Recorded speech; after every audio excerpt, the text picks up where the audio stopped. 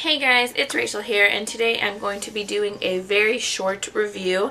In fact, this will probably be my first review up on this channel, and so this is really exciting for me. So please comment down below what your thoughts were, if I could have condensed something more than something else and whatnot. But yeah, so today I'm going to be doing a review over This Star Won't Go Out by Esther Earl with an introduction by John Green.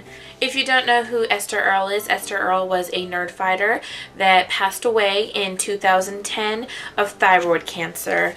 And this is pretty much not necessarily the story of her life, but this has a whole bunch of her journal entries, some of her, her parents' writings in it. This has her friends' writings in it. This has John Green, excerpts from John Green in here. It has a whole bunch of stuff in here, but most importantly, it contains journal entries and whatnot from Esther in here. Now, this book is nonfiction, so I know that sometimes nonfiction is not necessarily the books that you go for automatically. A lot of the times that we want to get lost in a fictional type world.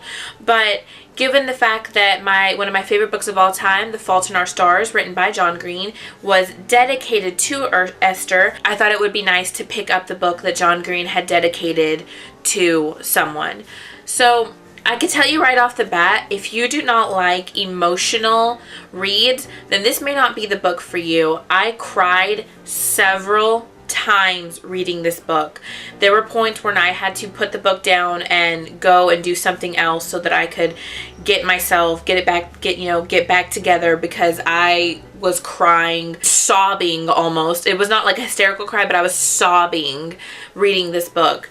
Esther, the thing that struck me about this book is that Esther is so normal, and you may not think that that is something eye-popping, but the fact that Esther, she's a young girl, she's going through a very difficult time in her life, her family is going through a very difficult time in her life, and she's just trying to make it by. She's just trying to be as positive as she can be. But I really like the entries, the journal entries where she's saying that, yeah, I'm hurting, I'm lonely. I really like those, because I thought, this is her, this is raw. This is her telling you how she's really feeling. Another thing that may be kind of offsetting to some people is going to be the religious aspect of the book. There are quite a few religious parts. Almost every chapter, almost every journal entry has some type of God reference into it. This does not bother me, but this may bother someone else. So just, that's also a little disclaimer in there.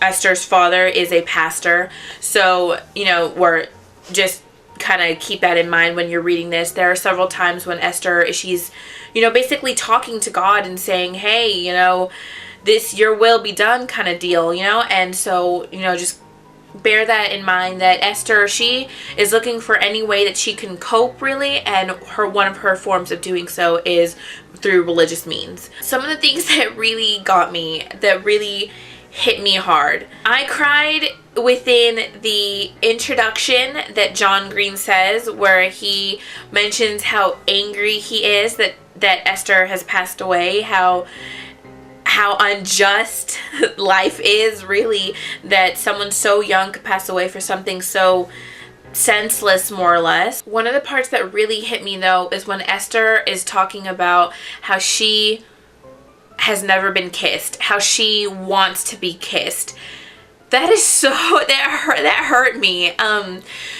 She's just a teenager. She's just a young girl wanting to live her life, and she just happens to have this horrible sickness. And so when she's mentioning that she has never been kissed and that she wants to be kissed, it broke my heart, because I thought, man, that part hit me.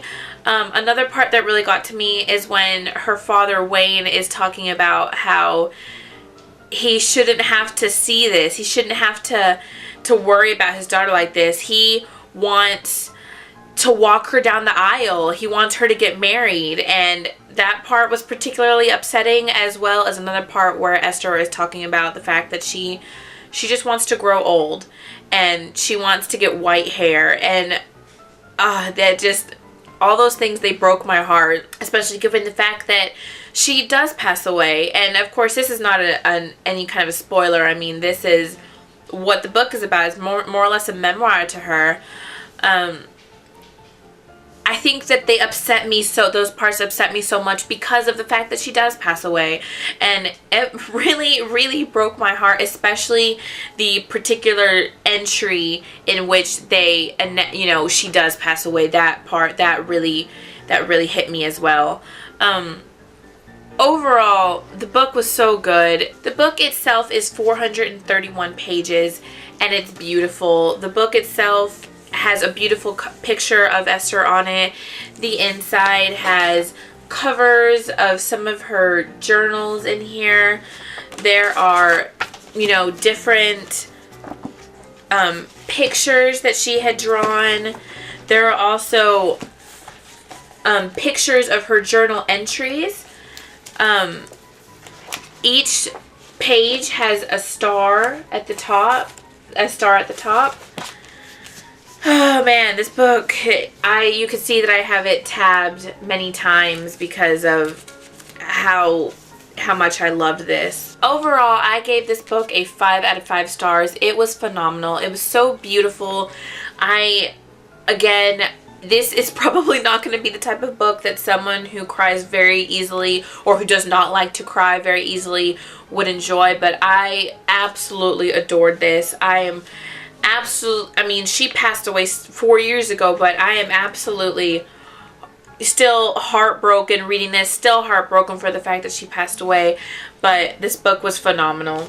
I definitely recommend it. I would definitely pick it up. But yeah, that is going to be my review of This Star Won't Go Out. If you liked it, please give it a thumbs up. Again, please let me know if this review made sense, if this is something that you like, if you would prefer that at the end of the month that I just did a whole bunch of mini reviews. Kind of give me some feedback on what the type of review videos that you would like. But overall, thank you so much for watching, and I will talk to you guys in my next video. Bye. So the first book that I read this month was The Unbound by Victoria Schwab. I actually finished this book this month. I think on the 2nd day of February I finished this book. This is the sequel to The Archived.